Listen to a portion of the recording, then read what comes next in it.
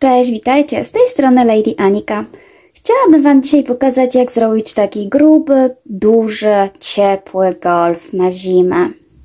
Otóż jest to mój pierwszy filmik, ale nie pierwsza robótka. Chciałabym Was właśnie zarazić i pokazać, jak robić takie produkty dla siebie, bo wiadomo, wszystko co stworzymy sami cieszy nas o wiele, wiele bardziej. Dlatego zachęcam i zapraszam do oglądnięcia mojego filmiku. Zaczynając od tego, z czego zrobiłam sweter. Więc mój sweter jest zrobiony z włóczek firmy Drops Baby Merino Mix. Na sweterek zeszło mi około 500 gram włóczki. Zawsze lepiej kupić więcej niż mniej, bo wiadomo, przy kolejnym kupowaniu może się okazać, że odcień jest troszeczkę inny. Ta włóczka jest to wełna merino, więc jest po prostu świetna, jeśli chodzi o swetry, bo jest ciepła przede wszystkim i nie gryzie. Jest mięciutka, milutka. Naprawdę bardzo polecam zrobić sobie sweterek z tej wełny merino. Całość mojego sweterka wykonałam szydełkiem numer 3. Mój kolorek to jest takie odcienie szarości. Jest to taki melanż szarości, ponieważ gdzieniegdzie widać, że jest ciemniejszy czy jaśniejszy, przez to jest taki, powiedzmy, nietypowy. Jeśli chodzi o schemat tego sweterka, jest bardzo prosty. Składa się w zasadzie z 4 paneli i golfu, którego wykonujemy na samym końcu. Mamy przód, mamy tył. Najpierw przód i tył zszywamy tutaj, w tych miejscu, pozostawiając sobie miejsce na golfik. Tak, to później właśnie pokażę. Następnie, gdy mamy już zszyte, doszywamy sobie rękawki po obu stronach w ten sposób. Tak. A gdy mamy już doszyte rękawki, na samym tutaj już później końcu zszywamy sobie tutaj sweterek. I co nam pozostaje? Wykończyć sweter golfikiem, który również pokaże, jak zrobić. To jest mniej więcej schemat, żeby można było sobie wyobrazić, jak po kolei będziemy go tworzyć. Coś o wzorze. Jest to wzór takich warkoczy, które są, powiedzmy, tak obok siebie. Ja go nazwałam wzór 2 warkocze. Zaletą tego sweterka jest też to, że robimy od razu ściągacz. Czyli tak naprawdę robiąc panel, robimy wzór główny i ściągacz. I tak samo jest przy rękawkach. Ja obieram sobie taką technikę, że najpierw wykonuję sobie panel przód i tył, a na samym końcu wykonuję sobie rękawki, ponieważ wtedy mi jest łatwo obliczyć, jak długie potrzebuję rękawy. Słuchajcie, mój sweterek, jak dla mnie, jest duży. Tutaj szerokość tego sweterka to jest około 50 cm. Pokażę. Mniej więcej. Po zszyciu 50 cm. Natomiast długość dla mnie jest tutaj 58 cm. Sweterek robimy wzorem, który się układa do góry, czyli jest robione góra-dół. Więc tak naprawdę musimy przede wszystkim wiedzieć, jaki ma być długi. To już musimy sobie ustalić. Natomiast szerokość możemy zawsze sobie później dorobić, ponieważ w ten sposób robi się ten wzórek. Zanim pokażę Wam, jak robić ten wzór, chciałam pokazać, jak wygląda gotowy panel. Żeby można było sobie właśnie wyobrazić, jak to będzie wyglądała nasza robótka. Tu widzimy wzór układający się w takie 2 obok siebie warkocze. Są to półsłupki nawijane, z tym, że troszeczkę inaczej wpływamy się, ale to Wam wszystko pokażę. I ściągacz, który jest zrobiony ze zwykłych półsłupków wbijanych w tylną nitkę. Co ciekawe, że ten wzór półsłupków nawijanych nie jest takim wzorem typowo elastycznym, gdzie nam się rozciąga. Jest raczej taki stateczny. A z tyłu tworzy nam się coś takiego. To też może być fajne na jakiś inny sweterek. Natomiast osobiście bardziej podoba mi się ten wzór tutaj. Dlatego uznałam, że to będzie moja prawa strona. Tak prezentuje się panel. Zaletą tego właśnie sweterka jest to, że od razu robimy sobie już ściągacz. I jeszcze fajnym plusem jest to, że z tej strony mamy łańcuszek, dzięki czemu bardzo fajnie będzie nam się zszywało ten sweterek. Ale to już na końcu, jak zrobimy te wszystkie panele. Ok, no to zaczynamy robić wzór. Tak jak już mówiłam, sweterek robimy w całości, ściągacz wraz z wzorem głównym. I na początku bardzo dobrze jest sobie ustalić, jaki chcemy mieć długi ten sweterek. No jak to zrobić? Ja nigdy nie staram się tworzyć nie wiadomo jakich projektów czy wzorów. Zawsze na bieżąco sobie ustalam mniej więcej, co bym chciała. Biorę sobie mój ulubiony sweter, patrzę, jaką bym chciała mieć długość i wykonuję na bieżąco. Przede wszystkim, jak to zrobić? Najprościej jest wykonać sobie próbkę. Ja tak zazwyczaj zaczynam. Nabieram sobie przykładowo 20 oczek i patrzę, ile centymetrów daje mi te 20 oczek. W tym przypadku dało mi to około 8 centymetrów. I w ten sposób mogę sobie mniej więcej obliczyć, ile tych oczek muszę nabrać, żeby mieć pożądaną długość sweterka. Wiadomo, matematyka drogą krzyżową można po prostu bardzo prosto obliczyć, tak? Moje 20 oczek to jest około 8 cm, więc x-em są oczka i powiedzmy, że chcę uzyskać około 50 cm, tak? To jest moja docelowa miarka. Więc tak jak to było na matematyce, nasz x będzie 20 razy 5 przez 8. Wynik da nam liczbę oczek, którą musimy nabrać. Jest to orientacyjna liczba oczek. Wiadomo, że zawsze może nam się coś obsunąć, w zależności od tego, jak bardzo robimy ścisłe te oczka, ale mniej więcej jesteśmy w stanie uzyskać pożądaną długość. Mi się przynajmniej tak udaje. Ok, to matematykę zostawiamy na bok. Następną rzeczą jest oczywiście też ściągacz, ponieważ to, co ja uwzględniłam na razie, to jest tylko ta część. Musimy tak samo wykonać sobie próbkę, jeżeli jest inny wzór tego ściągacza. Mój w tym momencie ma około 8 cm, a nabrałam tutaj 20 oczek, więc w sumie bardzo podobnie do tamtego wzoru. I tak miaruję sobie właśnie sweterki, robiąc sobie na początku próbkę, bardzo to ułatwia. Doradzam też zrobić sobie próbkę z nie mniejszej ilości oczek niż 20, gdyż im dłuższa ta próbka, tym bardziej będzie miarodajna. Przy krótszej może nam się właśnie coś poobsuwać i później będziemy mieć pretensje, czemu nam nie wyszło tak jak chcieliśmy. Więc nawet te 20-30 jak nabierzemy, to będzie bardziej oddawało nam rzeczywistą długość, która nam wyjdzie po przemnożeniu. No dobra, myślę, że powiedziałam wszystko na temat długości tego swetra. Z szerokością będzie prościej, ponieważ możemy sobie ją na bieżąco sprawdzać. Robótkę robimy góra-dół, więc jeżeli uznamy, że jest jeszcze za wąska, to robimy po prostu dalej. Tak? No to dobra, no to mamy pierwszą część. Zabieramy się za robienie panelu. Ja do tego sweterka użyłam łącznie 150 oczek. Nabrałam. W tym już są wliczone te 20 oczek na ściągacz. Więc pozostaje nam nabrać 150 oczek. Zaczynam od zrobienia pętelki. W ten sposób. Nie chcę tutaj robić filmików, jak wykonuję pętelkę czy też łańcuszek, ponieważ takich filmików na pewno już jest dużo.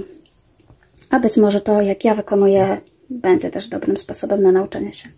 Mam pętelkę i nabieram moje 150 oczek, czyli podspód i przekład. Podspód, przekład. Podspód, przekład. 4, 5. Słuchajcie, ja już nabrałam 150 oczek. Tak wyglądają moje oczka. Są dosyć długie. Wyglądają na dłuższe niż miało być, ale uwaga, to się jeszcze zwęzi, więc nie przejmujcie się tym. Tak jak mówiłam, robię od razu ściągacz, więc na początek będę robiła tą część tutaj. Warto sobie przygotować jakiś marker lub kawałek włóczki, żeby sobie na początku zaznaczyć, oddzielić właśnie tą część ściągacza od panela głównego naszego wzoru, żeby się nie pomylić. Ja sobie przygotowałam taki marker. I teraz tak, dodaję jeszcze jedno oczko, tylko po to, żeby po prostu stworzyć ładną krawędź. To oczko nie jest wliczane do żadnego tutaj mojego wzoru, więc robię dodatkowo jedno i od razu, nie w tym, którym zrobiłam, tylko tutaj, wkuwam się w tylną część tego łańcuszka. Tu jest właśnie przód, a ja się wkuwam w tylną, może tutaj właśnie przybliżymy i robię półsłupek. Czyli jak gdyby pracuję na tylnej części łańcuszka.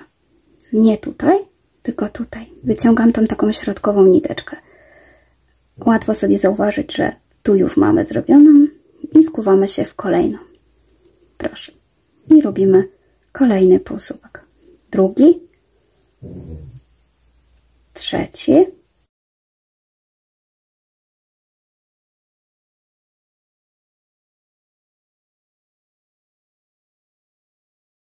Tutaj już tak sobie w myślach liczę, że już mam 17, 18, 19 i 20.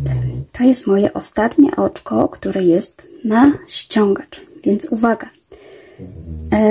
Na początku może będzie nam trudno odróżnić właśnie te dwa wzory, więc lepiej sobie, nie zaszkodzi, włożyć tutaj właśnie markera, żebyśmy nie zapomnieli, że w tym miejscu, jak będziemy wracać, musimy z powrotem zmienić wzór. Od tego momentu robimy już docelowy wzór tych dwóch warkoczy, ten tutaj.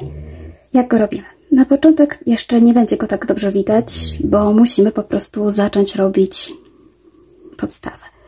Jest to półsłupek nawijany, więc nawijam na szydełko od dołu.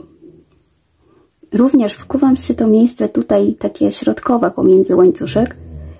Przekładam, nawijam i przekładam przez 3. Nawijam od dołu. Wkuwam się tutaj znowu w ten środek. Nawijam również od dołu. Przekładam. Nawijam i przekładam przez 3. To jest właśnie półsłupek nawijany. Jeszcze raz. Nawijam szydełko. Wkuwam się w środek. Nawijam od dołu. Zabieram. Nawijam niteczkę. Włóczkę. I przekładam. Mam nadzieję, że to dobrze widać. W zasadzie dla osób, które już dużo to robią, to będą wiedziały, o co chodzi, ale chciałabym również, żeby dla początkujących, którzy zaczynają robić sweterki, również było wiadomo, jak się wykonuje te półsłupki. Nie szukać gdzieś w internecie, jak to zrobić. Czyli nawijam, wkuwam się, przekładam i znowu nawijam. No dobra, ja nie będę robiła tutaj 130 oczek przy Was, bo film był bardzo długi, więc jak dojdę do końca, no to zaraz ponownie się z Wami połączę. Witajcie z powrotem. Jestem już przy końcu. Zostały mi jeszcze tutaj 2 oczka, więc sobie je z Wami. Tak jak mówiłam, nawijam, wkuwam się w środkowe przez 3, nawijam, wkuwam się i przez 3. Ok. Tak wygląda ten podstawowy, pierwszy nasz rząd. Od tego momentu tak naprawdę zaczynamy wzór. I uwaga, ten wzór inaczej będziemy robić na lewej stronie, a inaczej na prawej. Ja zakładam, że ta część, którą tutaj wykonałam, to jest moja prawa strona, bo zazwyczaj jest tak, że ten wzór się po prostu tutaj nam układa na prawo. Więc teraz będziemy robić lewą stronę. Zawsze na końcu kończę jeszcze dodatkowym oczkiem. Ten oczko nie jest wliczane jako słupek czy półsłupek, jest tylko przejściem ładnym, które ma nam stworzyć krawędź stabilną, która się nie będzie nam rozszerzać czy zwężać. Więc dodatkowe oczko przekręcam robótkę. I teraz tak, normalnie wkuwalibyśmy się tu, robiąc oczko półsłupek nawijane, wkuwalibyśmy się tutaj w tą część, jeżeli chcielibyśmy kontynuować półsłupki nawijane, bądź w tą część, jeżeli chcielibyśmy, żeby był wzór taki bardziej elastyczny. Ja natomiast na lewej stronie wkuwam się zupełnie inną część. Znajduję sobie tutaj tą, najbardziej na dole, taką część jakby oczka. Czyli zostaje nam to podstawowe oczko tutaj, a wkuwamy się tą część na dole, tutaj. Może zrobię kilka oczek, to będzie łatwo widać i również jest to półsłupek nawijany. Znowu nawijam na szydełko i tu w to pętelkę najbardziej na dole. Można powiedzieć, że ona składa się z takich 3 pętelek. Podstawowym tutaj tym oczkiem, łańcuszkiem, plus ta część na dole. I właśnie o tą część na dole nam tutaj się rozchodzi. I to jest moja lewa strona. Wyszukuję tą część i robię półsłupki nawijane.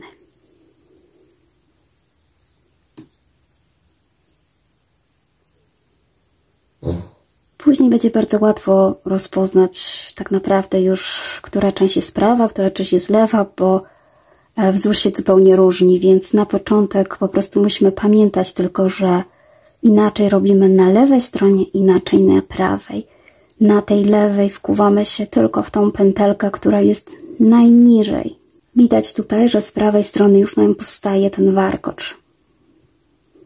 Dzięki temu, że właśnie zostawiamy ten łańcuszek i wkuwamy się tylko w tą pierwszą pętlę.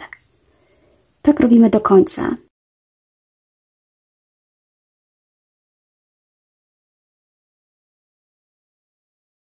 Jak sprawdzić, czy dobrze robimy? No właśnie tak, że tutaj mamy taką niejaki wzór, ale już z prawej strony formuje nam się pierwszy warkocz. To widać tak fajnie. Czyli pamiętajmy o tym, żeby się dobrze wkuć. Całą podstawą tego wzoru jest po prostu miejsce, w którym się będziemy wkuwać. To co? Spotykamy się na końcu markera. Doszłam już tutaj do miejsca, w którym jest mój marker. Zostało mi 2 oczka, więc przerobię z Wami.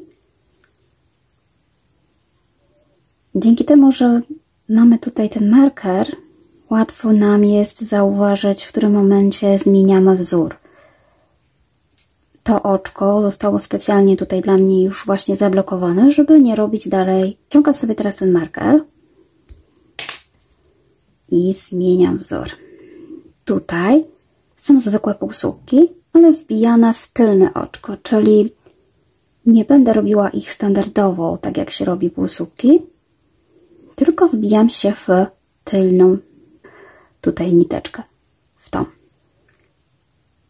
I tak samo do końca 20 oczek. Tutaj oczywiście jak zrobiliśmy ten pierwszy półsłupek, można sobie od razu tak samo już wbić marker, żeby ponownie nie liczyć, tylko pamiętać o tym, że na tym się kończyło 20. Teraz tak, na końcu zawsze ostatnie oczko wkuwam się w całe oczko. Nie wkuwam się w tylne oczko, ponieważ powstałby bardzo nierówny, niestabilna krawędź, powstałaby krawędź.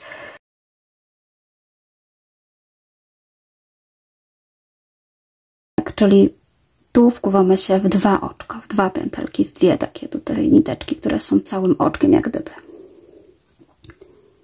Przeciągamy, no przewijamy. Ok, tak samo jak było przy tamtym wzorze, tak samo tutaj również wspomagam się tym dodatkowym oczkiem, które ma mi po prostu ładną krawędź dać. Zrobiłam oczko i przekładam na drugą stronę. I zaczynam ponownie mój wzór. Tu zaczynam standardowo od wkuwania się w tylną nitkę. I tak robię do 20. I w 20 był wkuty marker, więc sobie go odczepiam. i robię 20 oczko. Jesteśmy teraz na prawej stronie i ciąg dalszy robimy wzoru tych oczek półsłupków nawijanych. Tutaj była lewa strona, tu jest prawa. Widać po tym warkoczu, który nam tutaj powstał.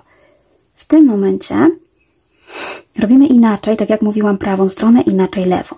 Gdy robiliśmy lewą stronę, robiliśmy narzut i wkuwaliśmy się tutaj. Ponieważ ja chcę, żeby te moje warkocze były tylko jednostronne. Tak jak pokazywałam, wzór jest zupełnie inny na prawej, inny na lewej stronie. Więc żeby uzyskać te dwa warkocze, to był pierwszy, to był drugi, muszę się wkuć teraz w najbardziej tą tylną nitkę, tutaj. Tak naprawdę tą samą nitkę, w którą wykonywałam tutaj ten ściągacz, tak? Co mi to daje? Właśnie to mi to daje, że od razu formuje mi się warkocz kolejny, czyli wkuwam się w tylną nitkę. Robię, nawijam na szydełku, wkuwam się w najbardziej tylną nitkę, przeciągam i przeciągam przez 3. Nawijam, wkuwam, przeciągam tutaj tą włóczkę i przez 3. I tak robię, słuchajcie, do końca. Cała filozofia tego wzoru to pamiętać właśnie o tym, gdzie się wkuć na prawej stronie, gdzie na lewej stronie. To znaczy później to już jest łatwiej, bo tak jak mówię, ma nam powstać wzór, a powstaje nam tutaj dokładnie w tym miejscu. Jeżeli wkulibyśmy się w innym miejscu, przykładowo tutaj, to od razu będzie widać, że coś jest nie tak. Coś nam się tutaj pogubiło. Wzór nam się zacznie stworzyć z lewej strony. Więc myślę, że nawet jeżeli nam się coś pomyli, to chyba szybko raczej to zauważymy. To cóż, zostaje nam robić dalej. Ja jeszcze raz połączę się z Wami przy końcu, żeby pokazać jeszcze raz właśnie jak tutaj robimy na lewej stronie. Ale myślę, że jest to już w miarę fajnie, jasno pokazane. Uwaga jeszcze, ponieważ ja mówiłam, że powstają nam dwa warkocze, ale ten pierwszy warkocz jest troszeczkę bardziej wypukły od tego drugiego. I to ogólnie teraz bardziej widać, ale przy szerszym już tym wzorze, gdy zrobimy więcej, one się tak już ładniej układają. To już nie jest aż tak bardzo widoczne jak tutaj na razie. No dobra, no to widzimy się na końcu tego rzędu. Jestem już na końcu tego rzędu. Mam do zrobienia jeszcze 2 oczka. Jak w poprzednim razie, na końcu zawsze wkuwam się w całe oczko, jak gdyby w te 2 tutaj pętelki. I przekładam. Wspomagam się moim dodatkowym oczkiem, przekładam robótkę i zaczynam wzór na lewej stronie. Czyli co? Pamiętamy, żeby się wbijać w najniższą pętelkę tutaj, czyli nitkę, włóczkę, jakkolwiek to nazwiemy.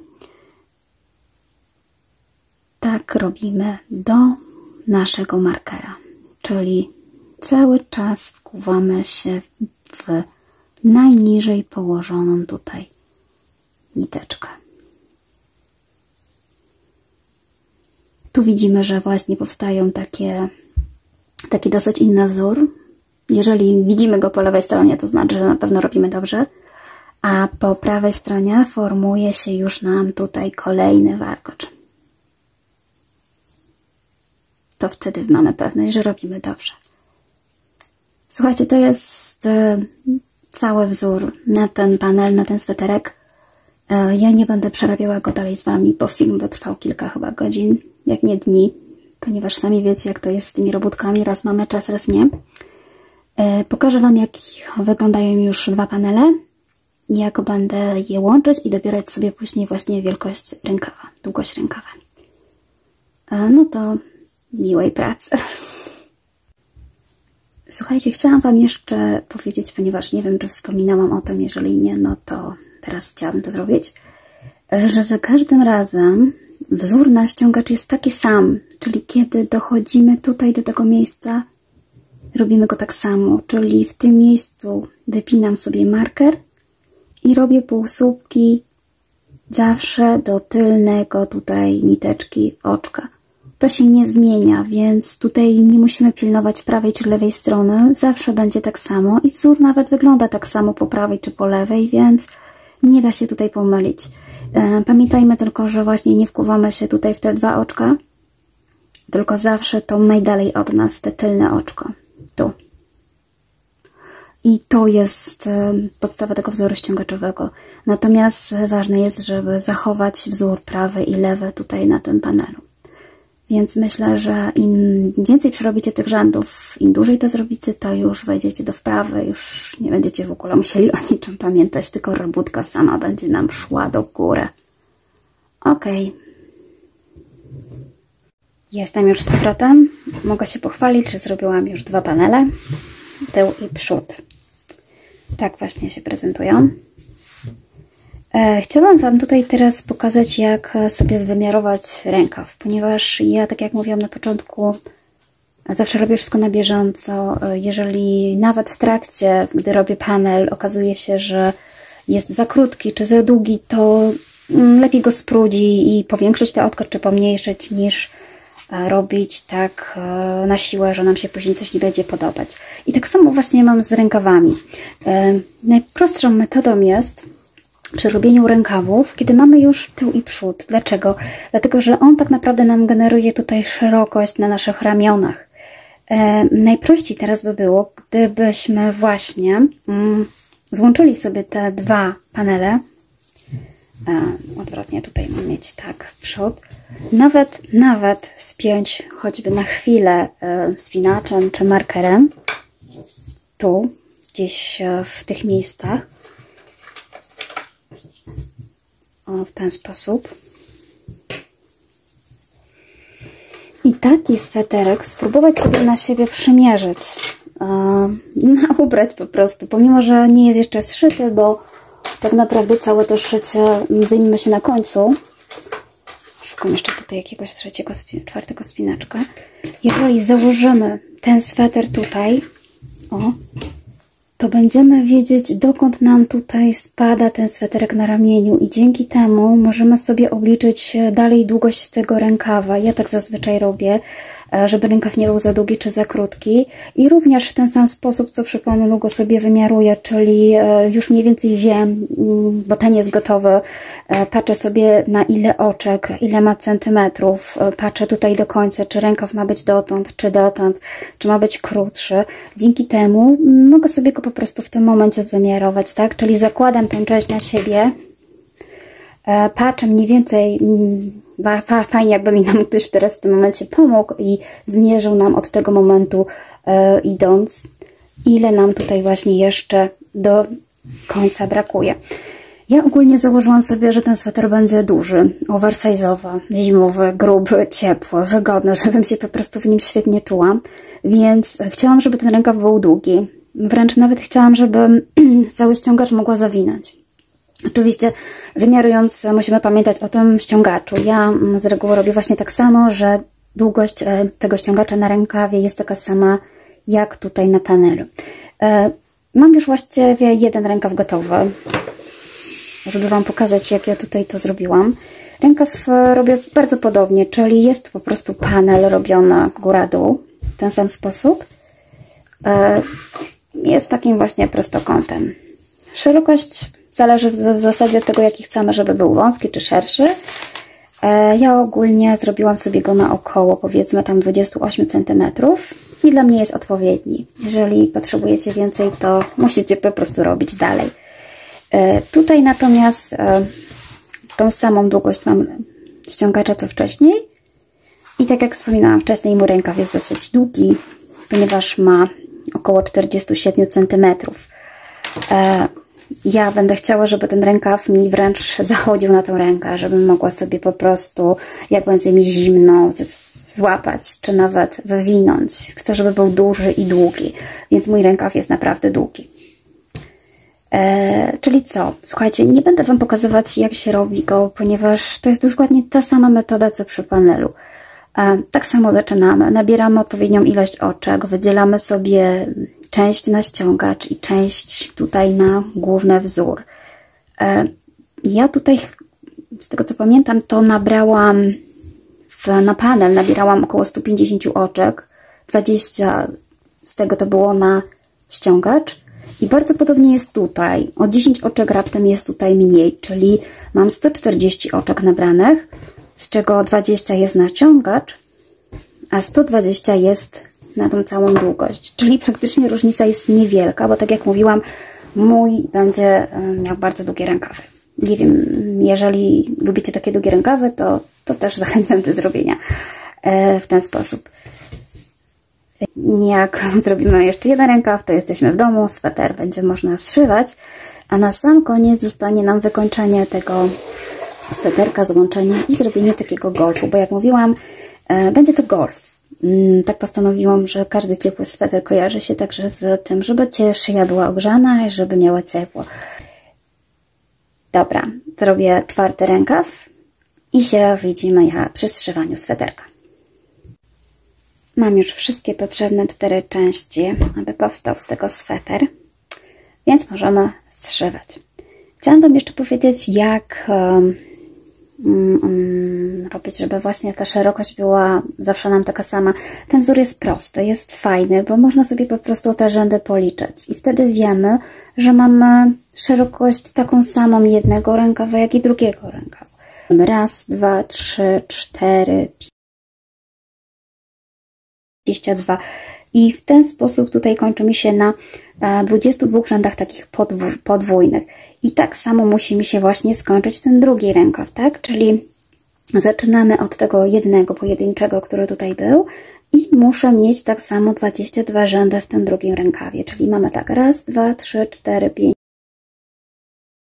20, 21, 22 i zakończenie. Czyli wszystko się zgadza. Całe szczęście, nie muszę nic próć ani dorabiać. Rękawki są takie same. I tak samo robimy właśnie z panelami. To jest najlepsza metoda, żeby zrobić właśnie 2 jednakowe rękawy od jednakowej szerokości. Polegamy na wzorze, nie na centymetrach. Pierwszą rzeczą, jaką będziemy robić przy zszywaniu, słuchajcie, tego sweterka, jest góra. Zaczynamy od góry, ponieważ do niej będziemy później przyczepiać rękaw. Ta góra tutaj, jak widzicie, nie jest fajnie wykończona, bo to było tutaj nasze takie zawijanie wzoru. Wykończenie łańcuszkiem mamy tylko po tej stronie i tutaj będzie wszystko w porządku się zszywało. Natomiast góra jest taka troszeczkę poszarpana. Mam jeszcze tutaj niteczki, które dodawałam, więc ja ogólnie chciałabym tutaj to wyrównać. Jak to zrobić? Na jednym panelu już to zrobiłam, więc już Wam pokażę, jak to wygląda zrobione. I jak to później będzie właśnie nam ułatwiało to zszycie. Robię tutaj ściek taki łańcuszkowy powyżej, z oczek ścisłych we wzorze, który mi bardzo ułatwi zszywanie rękawów i tak naprawdę wyrównuje troszkę ten wzór. To, co jest tutaj, jest lewą stroną i tego nie będzie widać, natomiast będzie tylko widać to, co jest tutaj. Więc taki łańcuszek wykonuję sobie we wszystkich 4 panelach. Uwierzcie mi, jest to pomocne. Wiadomo, nie trzeba tego wykonywać. Można by wziąć po prostu od razu 2 panele, zszyć z tyłu, ale ja ogólnie lubię bardzo zszywać wszystkie sweterki szydełkiem. A wiadomo, że szydełkiem się fajnie robi, jak się ma gotowe oczko.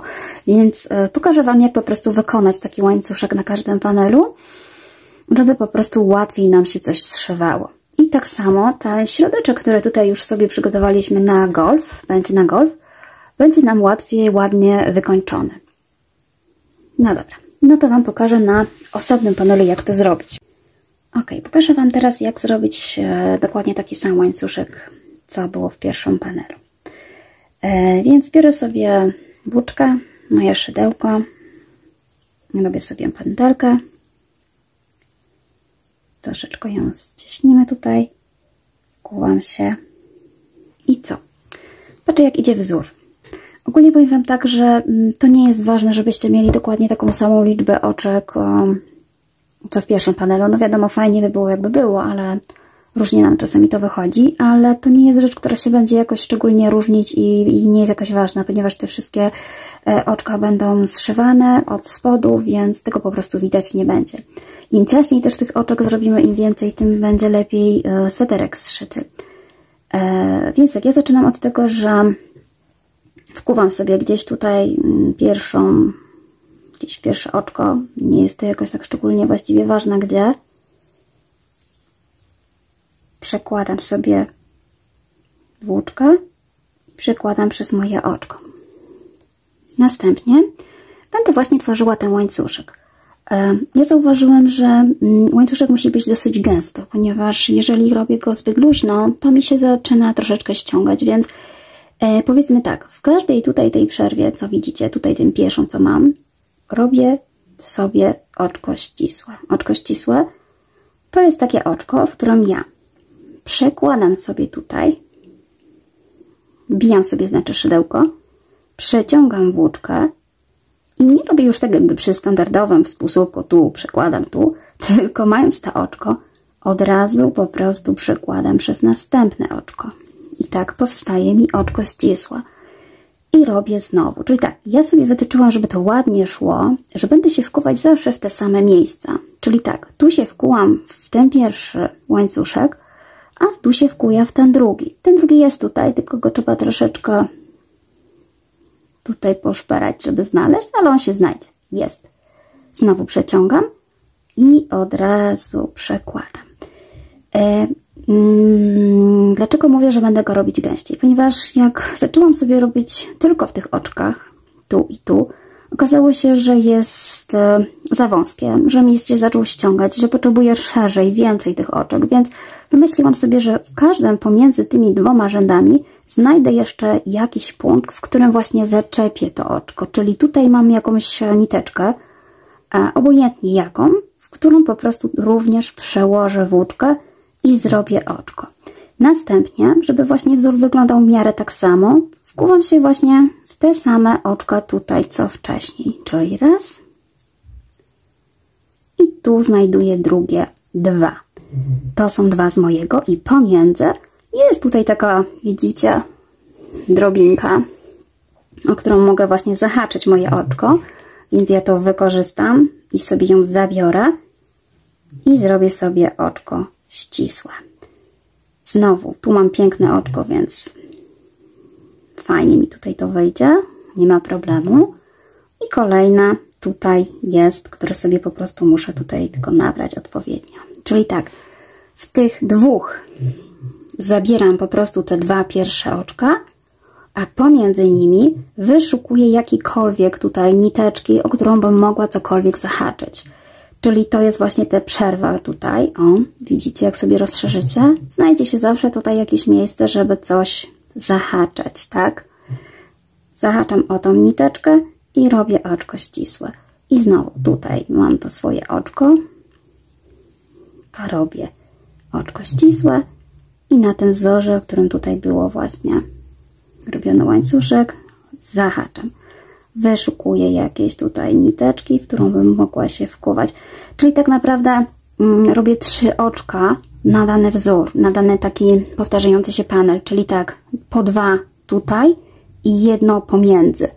I ta szerokość pozwoli mi tak, jak gdyby nie będzie mi zwężać tego sweterka, nie będzie mi tutaj nic się naciągało.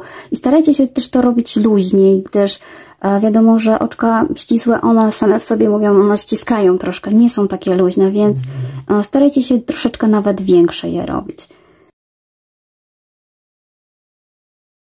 Słuchajcie, tak robię do końca. Tak jak pokazywałam Wam w tym pierwszym panelu. Wykańczam sobie po prostu w ten sposób ten przód. Nie starajcie się, żeby właśnie on nie był taki ściśnięty, żeby był luźny. Nawet jeżeli widzicie, że on się za bardzo Wam ściska, to starajcie się wbić jeszcze jedno oczko, żeby on po prostu nam tak nie zawęził tego naszego panelu, tego naszego rękawka. Tutaj był środeczek, więc robimy sobie tutaj na górze. Tak jak powiedziałam wcześniej, no jest to zbędne, nie każdy to robi i nie każdy potrzebuje takich rzeczy.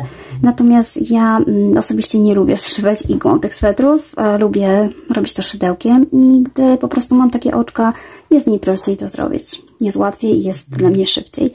I wykończenie też jest ładniejsze, gdyż wkuwając się igłą, wkuwamy się zazwyczaj w różnych miejscach. Natomiast tutaj zachowujemy jak gdyby wzór tych 2 łańcuchów i to będzie fajnie nawet widać na prawej stronie, jak już przewrócimy ciągłość tego wzoru.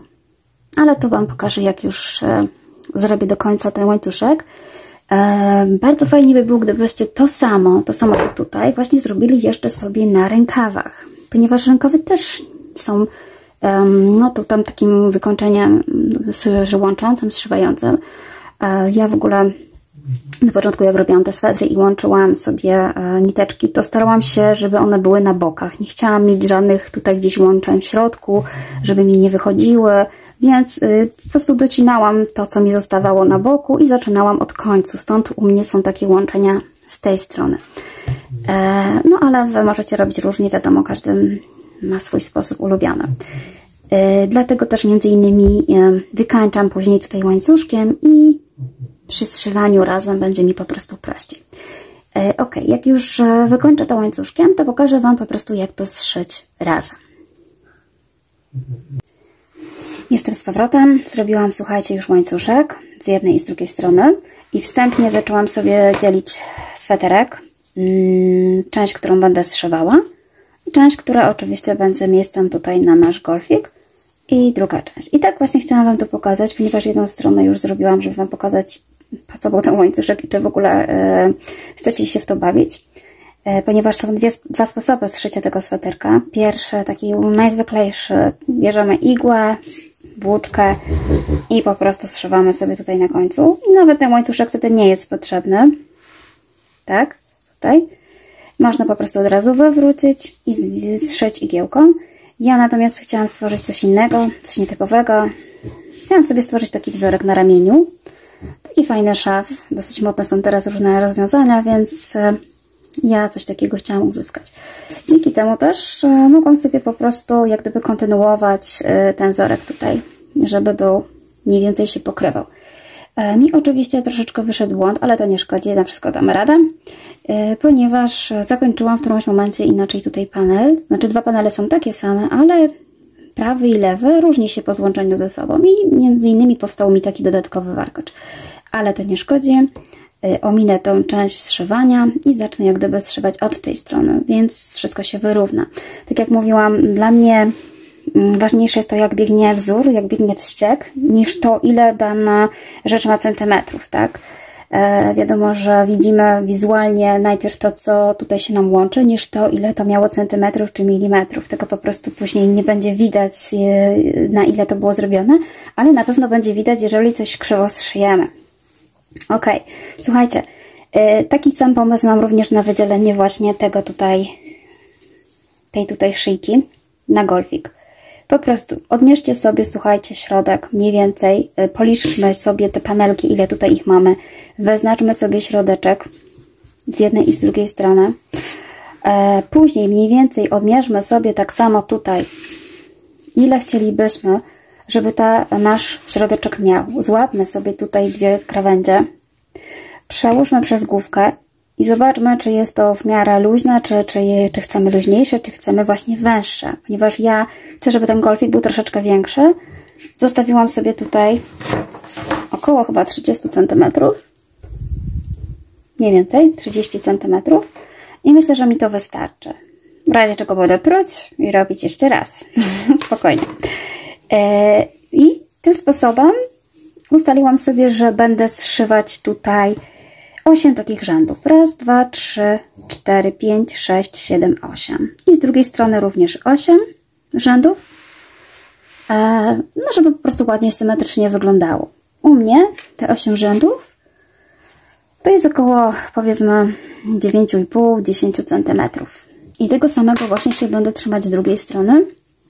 I dzięki temu powstanie mi jednakowa w miarę właśnie tutaj przestrzeń na golfik. Tutaj wymiarowanie jest troszeczkę trudne, bo tak jak mówiłam, w zależności od tego, jak nam te panele wyszły, one są niby równe, ale przez to, że są właśnie takie same, one nie są lustrzanym odbiciem, tak? Czyli z jednej strony mamy tutaj ten ściek, a z drugiej strony ja mam tutaj. Wam może troszeczkę inaczej wyszło, może skończyliście inaczej. Ja natomiast nie zauważyłam tego problemu, dopóki nie zaczęłam tutaj sobie zszywać. Ale co to za problem? Da się temu zaradzić. Wiadomo, tego nie będzie widać. Chciałabym właśnie teraz pokazać, jak ja zszywam sobie tutaj tą część. I na tym się właściwie skupimy. Ok. Więc tak, bierzemy sobie nasze szydełko, ciągle bazuję na tym samym rozmiarze, czyli właśnie numer 3. Robię pętelkę i teraz tak, ważne jest właśnie, żeby sobie dobrze zacząć, bo tak jak ja mówię, tutaj mam troszeczkę rozmyty ten wzór, więc będę się sugerowała tylko tym tutaj łańcuszkiem i tym, więc głównie mi chodzi o to, żeby złączyć sobie dobrze połączyć sobie te dwa panele.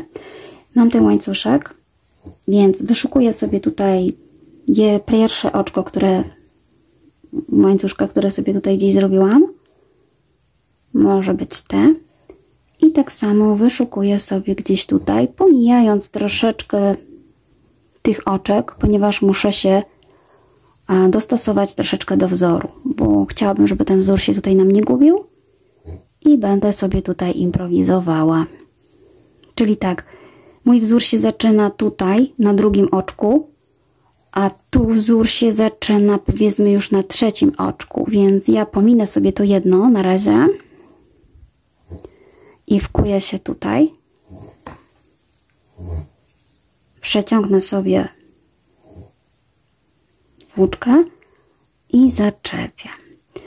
Następnie robię tak samo w pozostałych oczkach, czyli tak, wkuwam się w jednym i w drugim. Przeciągam i robię oczko ścisłe. Wkuwam się w jednej strony i z drugiej strony. Przeciągam włóczkę, oczko ścisłe. Wkuwam się w jedno, wkuwam się w drugie, przeciągam i oczko ścisłe. Czyli widzicie, robię to na prawej stronie. Nie robię tego na lewej, tylko korzystam z łańcuszka, który sobie wcześniej przygotowałam. Najpierw po prostu sobie wyłapuję te pierwsze oczka, które mi się tutaj pojawiają. I robię dalej. Jak już zrobię sobie to kilka, to sprawdzę, czy nie gubię wzoru. Jeżeli okaże się, że coś tam źle zaczęłam, zawsze mogę zacząć jeszcze raz, tak? Czyli jest tutaj w miarę w porządku, fajnie się to łączy. Wiadomo, że nigdy idealnie nie będzie, ale tak mi się podoba. Niech będzie.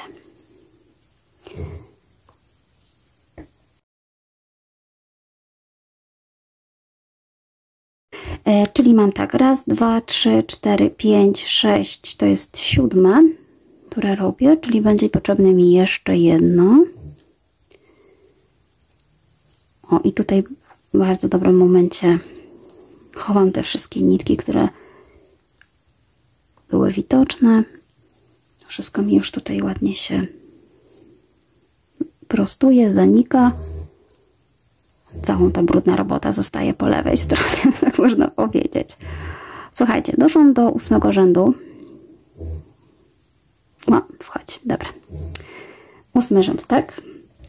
Raz, dwa, trzy, cztery, pięć, 6, 7, 8. Żeby bardziej wzmocnić jeszcze ten wzór, robię to samo dosłownie na drugiej stronie, czyli tak, robię oczko dodatkowe, obracam sobie całą tą moją robótkę i dokładnie to samo jeszcze raz robię po drugiej stronie, czyli wkuwam się tutaj w pierwsze podwójne już oczka. Chcę, żeby mi to szydełko zaszło za ten łańcuszek, tak? Czyli muszę ogromną ilość tutaj przekłuć zrobić przez wszystko i robię oczko ścisłe. Kolejna para oczek, również wkuwam się przez wszystko tutaj, widzicie? Wręcz nawet przechodzę. I tak robię do końca. To jest mój pomysł na złączenie właśnie panelu górnego i dolnego. Mi się podoba. Wiadomo, że mamy różne możliwości łączenia, różne swetry. Każdy może być inny. Nie wszystko musi być tak samo. No przecież wyróżnia właśnie nas to, że mamy coś innego. Ok. Jestem już tutaj na końcu. Powiedzmy, że tutaj już słabo widać, gdzie można by się wkłuć, ale tak jak mówiłam, ta część nie jest jakaś istotna, ponieważ jej już nie będzie widać, bo tutaj będziemy mieć rękawek, więc staram się po prostu kilka razy jeszcze gdzieś tutaj wkłuć, żeby zabezpieczyć sobie tutaj tą końcóweczkę. Ok, ostatnie moje wkłucie. czy tam bicie. Przecinam sobie niteczkę i zabezpieczam, żeby się nic już tutaj nie popruło. Po prostu przekładam i zaciągam. No i gotowe. Słuchajcie, mam tutaj rękawki. Rękawki będziemy przyszywać w ten sposób. O, że wyznaczamy sobie właśnie tutaj środek rękawu i zszywamy go tutaj w ten sposób. Ja właśnie wcześniej, tak jak mówiłam, przygotowywałam sobie również łańcuszek na rękawkach, o, żeby było mi łatwiej zszyć. Tym razem nie będę wykonywała takiego już wzorku. Chcę, żeby on został tylko tutaj. Tu po prostu będzie zwykłe szycie. I przygotowałam sobie właśnie drugą część już, żeby Wam pokazać, jak to mniej więcej wygląda. Gdzie ona jest? Tutaj. O, w ten sposób. Myślę, że wygląda całkiem fajnie i schludnie. Oczywiście to się jeszcze wszystko nam po wypraniu i po zszyciu ładnie wyprostuje i ułoży na nas. Tak wygląda przód, a tył, lewa strona jest tutaj. O. Ja również właśnie wykorzystałam tutaj ten łańcuszek, tylko jest on jak gdyby już zszywany z tej strony. Ten szef jest bardziej widoczny tutaj. I tak samo właśnie robimy drugą część. No, w ten sposób będzie nasz sweterek. Druga część jest tutaj. Może nie będę pokazywać całości, bo to jest dokładnie to samo, czy przy zszywaniu, co panelu w przednie z tylnym przy ramionach. Jest to dokładnie ta sama metoda. Z tym, że właściwie zaczynamy od tego, żeby wyłapać sobie ten łańcuszek, który jest tutaj u nas w środku. Ja podzieliłam sobie właśnie ten rękaw mniej więcej tutaj w połowie, gdzie mi tu połowa wychodzi. Tak robię mniej więcej z każdej tutaj strony, żeby podczas właśnie zszywania niezmiennie nie ruszyło się. Natomiast polecam taką metodę, że można sobie oczywiście tutaj policzyć, ile jest oczek i jak wszyć, natomiast no nie jest to tutaj przy tym panelu, nie robiliśmy dokładnie tyle samo oczek, więc bardziej polegam na tym, żeby tutaj wizualnie to ładnie wyglądało. Ważne, że jak wyznaczę już tutaj ten środeczek, to wszystko w miarę powinno się to fajnie zszyć, a zszyłam już poprzedni, więc wiem, że to ładnie wygląda. Więc co, biorę sobie moją włóczkę i również taką samą metodą po prostu zszywam sobie ten rękawek wraz z panelem. Oczywiście można sobie tutaj zszyć igiełką, wówczas te łańcuszki nie są potrzebne. Natomiast, tak jak mówiłam, mi jest prościej i wydaje mi się, że zakończenie jest ciut ładniejsze. No ale to kwestia przyzwyczajenia. Wkuwam się mniej więcej na tej samej tutaj wysokości, co jest. Jeśli uznam, że jest to za mało, to sobie po prostu jeszcze raz wkuję się gdzie indziej. O, na przykład tutaj. Nie liczyłam dokładnie tych oczek, bo tak jak mówię, no nie jestem w stanie się też wszystkiego doliczyć, a myślę, że ważne mniej więcej, jak to nam później się złożyło. Więc tak, przykładam. Ja tutaj oczywiście robię trochę szacher-macher, bo tak jak mówiłam, mi się troszeczkę inaczej panel ułożył, więc ja ciągnę tutaj z tej strony za ten łańcuszek. A tu jest ten łańcuszek od mojego rękawa, który sobie sama po prostu wykonałam. Tak? I przykładam również tutaj. Hop. Szukam sobie tego łańcuszka. Czyli jak gdyby zszywam teraz na lewej stronie, i również używam tego samego łańcuszka, tak żeby po prostu ten szef, o widzicie, wzięłam sobie nie to z drzewa, takie pomyłki się zdarzają. Wzięłam sobie końcówkę zamiast początek włóczki. Jeszcze raz.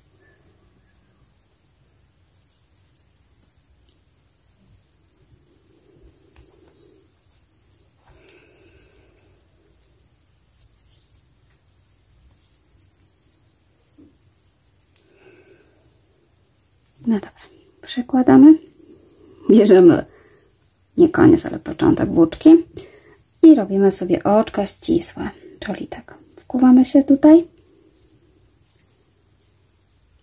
i wkuwamy się znowu, tutaj szukamy sobie łańcuszka, który ja sobie wcześniej przygotowałam, to, żeby właśnie w miarę estetycznie mi ten rękawek się układał. Czyli jeszcze raz. Szukam sobie tego łańcuszka, który mam z panelu i łańcuszka, który przygotowałam sobie sama na rękawki.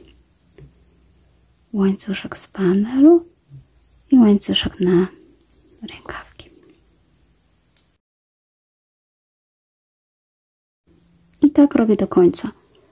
Dokładnie w ten sposób zszywam sobie łańcuszkiem. Jest to tak dla mnie prostsze, ponieważ tutaj dzięki temu mam równe zszycie. Tak. Ale można to również zszyć sobie igiełką. Dobra, widzimy się na końcu i będziemy zszywać już wreszcie cały sweter. Moje rękawki już są przyczepione. O. Teraz chciałam Wam pokazać następny etap. To jest już zszywanie sweterka w całości. Oczywiście robimy to na lewej stronie. Zadanie jest bardzo proste, jest ułatwione, ponieważ, tak jak mówiłam, mamy tutaj łańcuszek. O. I można po prostu w bardzo łatwy sposób i szybki zszyć końce jeden z drugim. O, w ten sposób dookoła, tu wzdłuż. Robimy dokładnie tą samą metodą, co wcześniej. Ja uwielbiam zszywanie szydełkiem, więc tak samo będę to robiła na szydełku. Więc biorę sobie włóczkę, robię sobie oczko pierwsze i szukam tutaj. Oczywiście musimy się upewnić, że mamy na lewej stronie. O. Wyłapuję sobie tutaj pierwsze oczko oraz drugie oczko z tej strony, gdzie tutaj było. I staram się tak samo te już niteczki gdzieś tutaj pochować do środka. Ok, nawinęłam i przekładam. Jeszcze raz pokażę, jak zszywam rękawek, ponieważ tutaj troszeczkę się zmienia metoda, ponieważ chciałabym zachować ciągłość wzoru. Zaraz pokażę, o co mi chodzi. A mianowicie wkuwam się tak. W pierwszej części wkuwam się w to całe oczko podwójne, ale już w tej drugiej nie wkuję się w całość, tylko wkuwam się tutaj, w ostatnie. Zaraz Wam pokażę dlaczego. To zazwyczaj właśnie wychodzi dopiero jak już uświadomimy sobie i przełożymy na drugą stronę, że coś tam nie gra. Ja tak właśnie zrobiłam, dlatego jeszcze raz pokazuję, jak to zrobić. Czyli tak, w pierwszej części wkuwam się w całe oczko, a w drugiej tylko w tylną niteczkę. W pierwszej jest całe, w drugiej jest tylko tutaj, w tylnym. Czyli jak gdyby zabieram 3 nitki. Tu 2, a tu tylko tą. Czyli nie to, nie, tylko tam. Jak sobie zrobię troszeczkę więcej, to właśnie będzie widać z prawej strony. Ja zszywam obocznie właśnie na lewej stronie, więc to będzie moja lewa strona. Na prawej stronie już pokażę za chwilkę, jak chcę troszeczkę mieć tego więcej, żeby było widać. Co by się stało, gdybyśmy zabrali 2 niteczki? No właśnie trochę mielibyśmy inny wzór, to znaczy zgubilibyśmy coś do porównania. Kilka rzędów zrobię sobie właśnie z 2 nitkami, żeby Wam pokazać, jak zmienia się wtedy ten wzórek.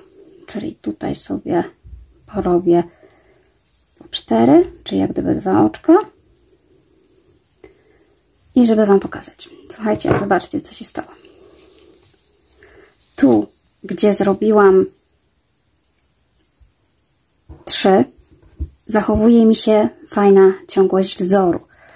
Tu, gdzie zaczęłam już robić po całości, robi się nam takie wypłaszczenie, czyli teoretycznie ktoś może powiedzieć, tego nie widać. Natomiast do osoby, która to robiła, będzie wiedziała, że to ma, dlatego polecam skupić się tutaj na tej części i zostawić tą jedną nitkę, bo po prostu jest taka fajna ciągłość. To jest właśnie też plusem zszywania szydełkiem, że my możemy coś takiego osiągnąć. Igłą nie bylibyśmy w stanie. Dlatego cofam się tutaj do momentu, kiedy ja złapałam za 2, tak? O, jeszcze tutaj.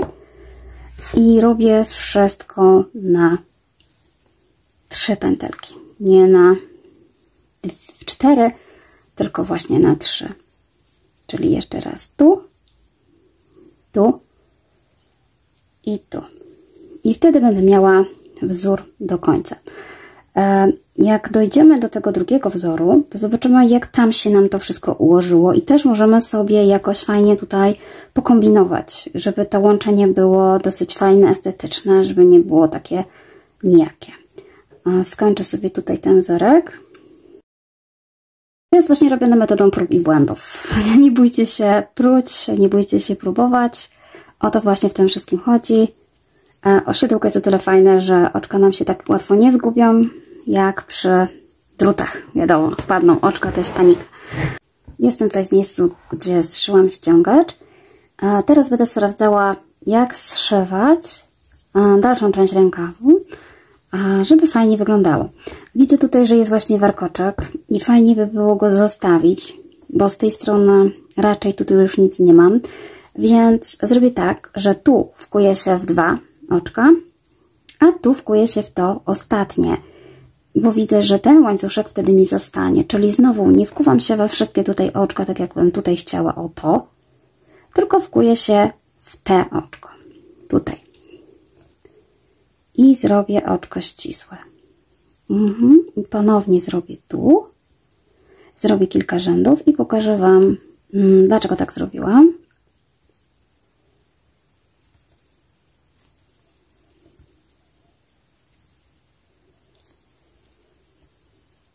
Bardzo fajnie to będzie wyglądać, kiedy właśnie tego szwu praktycznie nie widać. A dzięki temu, że możemy sobie właśnie fajnie szydełkiem tutaj manewrować i zrobić tak, jak my chcemy. Ok, przerobiłam kilka rzędów i gdy odwrócę właśnie troszeczkę na drugą stronę, co się okazuje?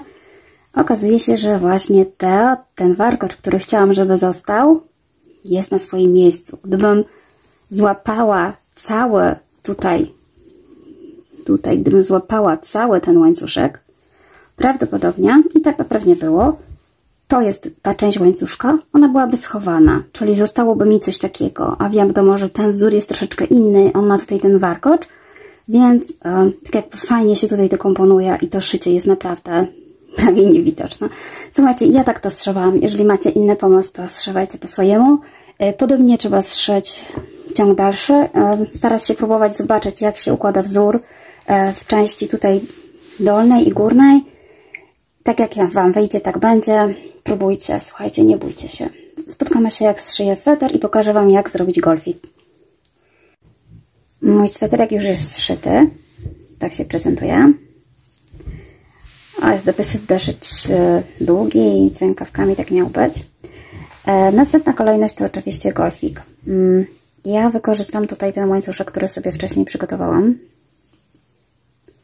Jeżeli Wy zszywaliście sposobem zwykłym, czyli właśnie igiełką, fajnie by było, gdyby ten łańcuszek wykonać dookoła takim samym sposobem, jak pokazywałam właśnie przy wykończeniu panelu.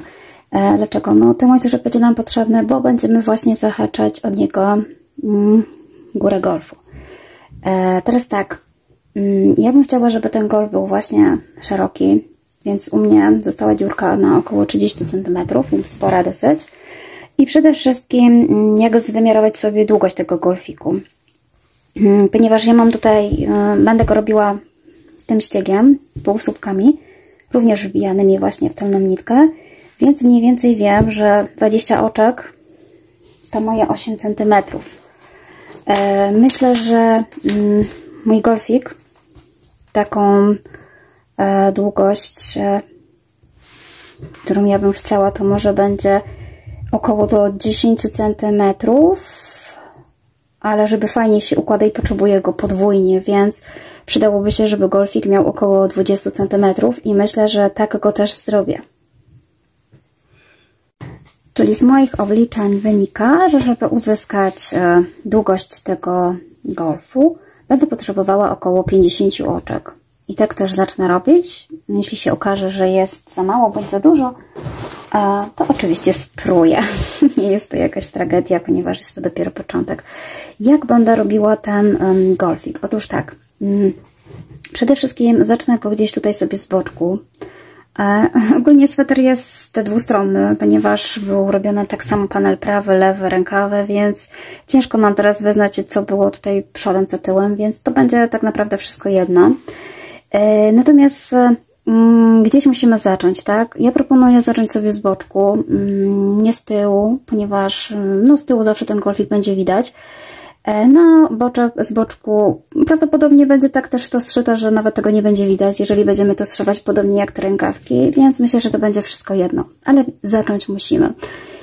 Więc co będę robiła? Więc tak, wkuwam sobie tutaj, wbijam sobie szydełko w jakiekolwiek oczko, biorę sobie kłębek,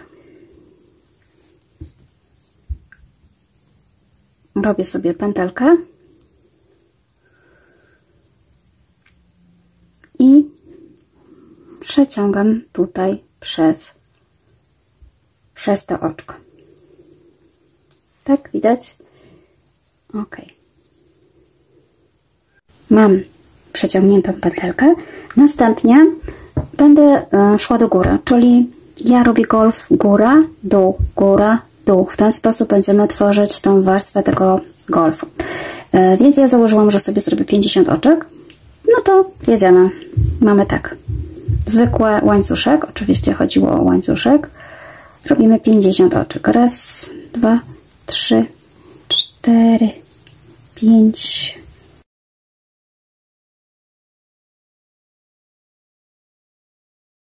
Mam 50 oczek. Tak jak zawsze robię dodatkowe oczko, żeby po prostu móc wkuć się od razu w to 50. Ciężko jest tutaj zawrócić, dlatego ja wybieram sobie tutaj, dodbieram sobie jeszcze jedno oczko, więc 51. Następnie będziemy wracać, czyli idziemy do dołu. Odwracam sobie tą robótkę i znowu wyszukuję sobie tutaj środkowej pętelki. Tu mam łańcuszek, a tu mam pętelkę, więc wbijam się w to 50 oczko. To dodatkowe jedno ma mi po prostu stworzyć ładniejszy brzeg, a wbijam się w 50. I do końca, do samego końca zrobię sobie zwykłe półsłupki.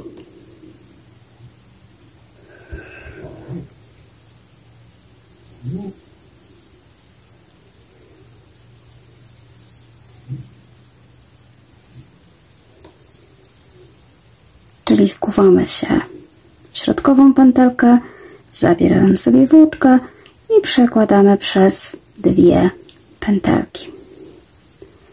W ten sposób. Zaraz pokażę Wam co dalej, jak dojdę do końca. Jestem już tutaj na początku, w zasadzie, gdzie wbijałam szydełko. Zostały mi tutaj raz, dwa, 3 oczka, więc przerobię je z Wami, żeby pokazać, jak będziemy zawracać. Ponieważ tutaj cały czas operujemy góra, dół, musimy też również zawrócić.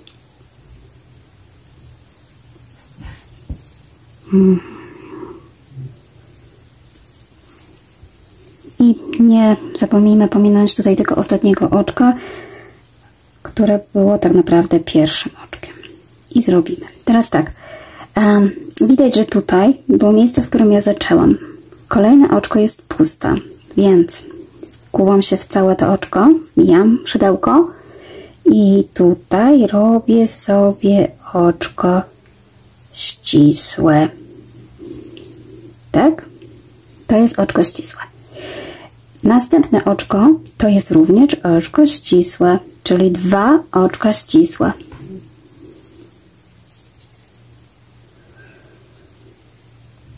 Wkuwam i robię oczko ścisłe. Teraz odwracam robótkę. Tu będzie trochę odwracania, od razu mówię, no ale tak fajnie wtedy to wygląda i i nie da się tego inaczej w tym momencie zrobić. Więc tak, tutaj co mamy? Widzimy, że mamy takie 2 malutkie oczka ścisłe i one nie wchodzą w skład naszego golfiku, więc kolejny ściek zaczynamy jak gdyby od tego 3. oczka. Czyli robimy tak samo jak wcześniej. Czyli robimy zwykłe półsłupki wbijane w tylną nitkę, tylną włóczkę, oczko, cokolwiek. Wiadomo, o co chodzi. Czyli sobie po prostu robię dalej. O, w ten sposób, jak robiłam sobie ściągacz, tak samo robimy sobie golfik.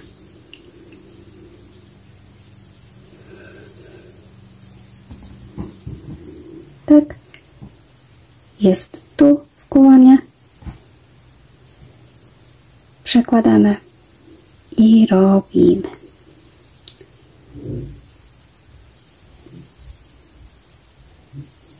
Zaraz pokażę tak samo, jak będzie przy końcu.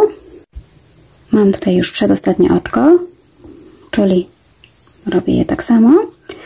A przy ostatnim oczku robię tak jak zawsze, czyli zabieram całe oczko. Nie zabieram już tylnej czy przedniej ścianki.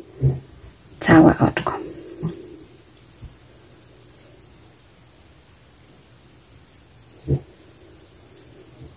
I znowu. Oczko, jedno i przesuwam. Odwróciłam robótkę i robię dalej, czyli znowu chowam się tu i robię półsłupki do końca. Czyli jak widzicie, jest to praca góra dół już stricte z przyczepianiem właśnie golfu. Ostatnia rzecz, więc powinna już bardziej cieszyć. Aczkolwiek no, trzeba się jeszcze tutaj troszeczkę napracować, żeby ten golfik powstał. Dobrze, znowu Wam pokażę jeszcze, jak przyczepić, jak będę na dole czy na początku robótki. I znowu jestem już na początku, tutaj gdzie w miejscu, w którym zaczynałam golfik.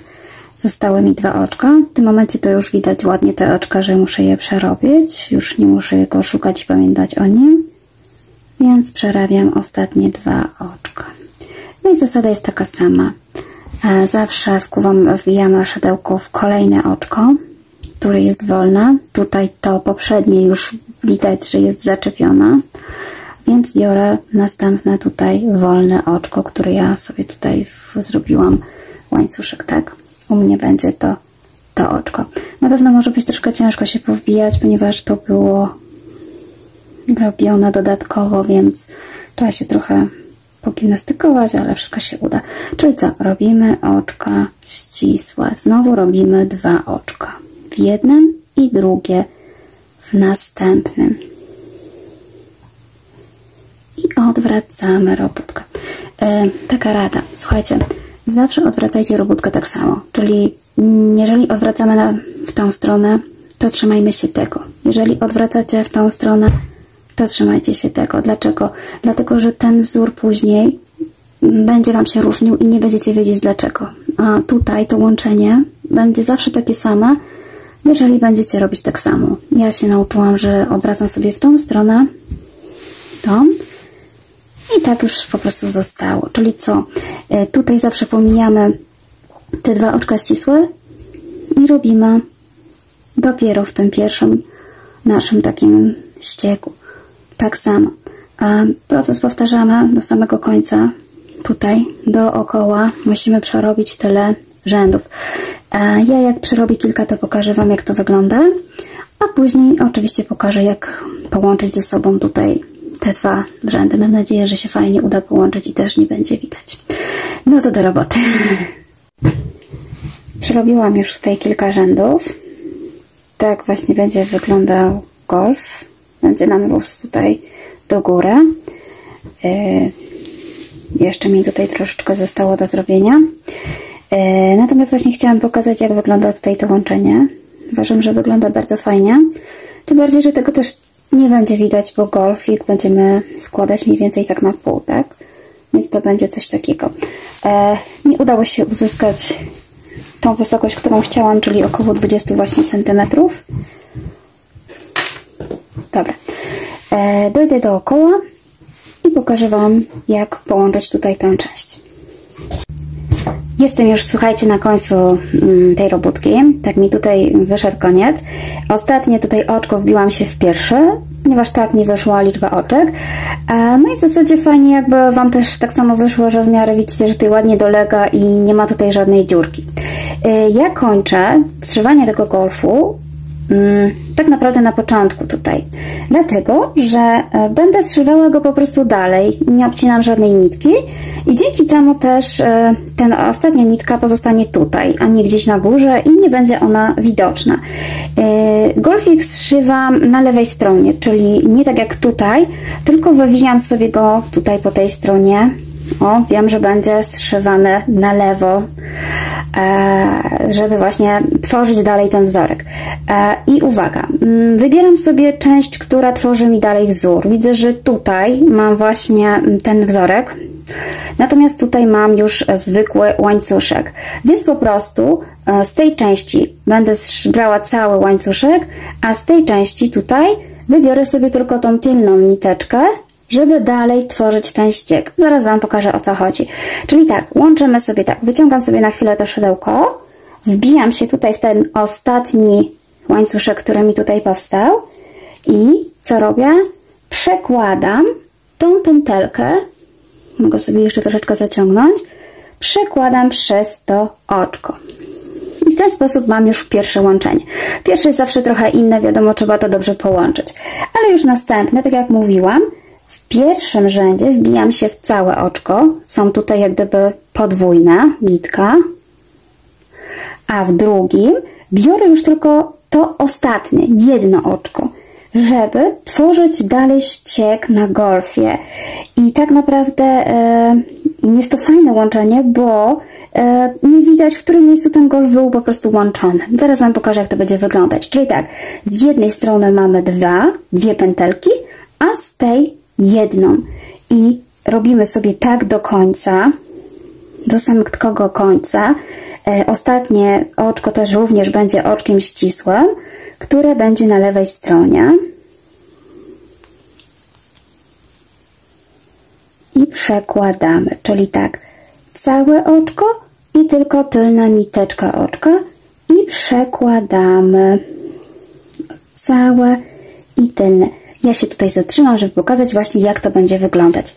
O, widzimy? Jest tutaj taka kontynuacja jakby wzoru. Jest ładne szycie i tak jakby nic się nie zaczęło, nic się nie kończyło, jest dalej golfik.